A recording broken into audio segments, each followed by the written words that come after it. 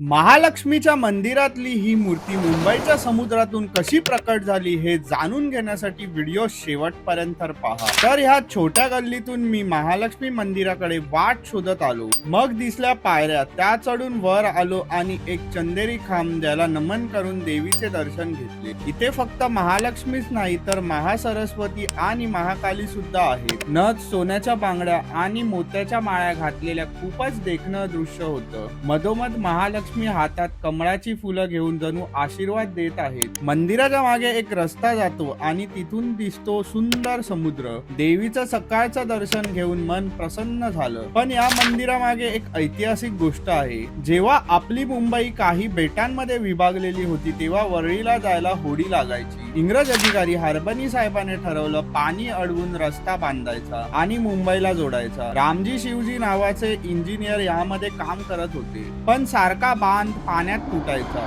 पैसे आणि मेहनत सारखी वाया जात होती। मग एके रात्री रामजी शिवजींच्या स्वप्नात देवी आली। ती म्हणाली, मी आणि माझ्या 2 बहिणी समुद्रात आहोत, आम्हाला बाहेर काढा, त्यानंतर तुम्हाला या कामात यश येईल। पुढे होडीतून शोध घेतला आणि त्या तिन्ही देवींच्या मूर्त्या जाळ्यात सापडल्या। मग ह्या टेकडीवर त्यांची स्थापना झाली आणि त्यानंतर बांध बांधण्यात एकदाच यश मिळालं। जिथे श्रद्धा आहे तिथे मार्ग नक्कीच सापडतो। महालक्ष्मी देवीचं मंदिर मुंबईच्या श्रद्धेचा आणि इतिहासाचा भाग आहे। तुम्ही पण रोज महालक्ष्मी स्टेशनवरना प्रवास करत असाल तर आम्हाला कमेंट मध्ये कळवा आणि अशाच अजून व्हिडिओसाठी आपल्या चॅनलला सबस्क्राईब करा।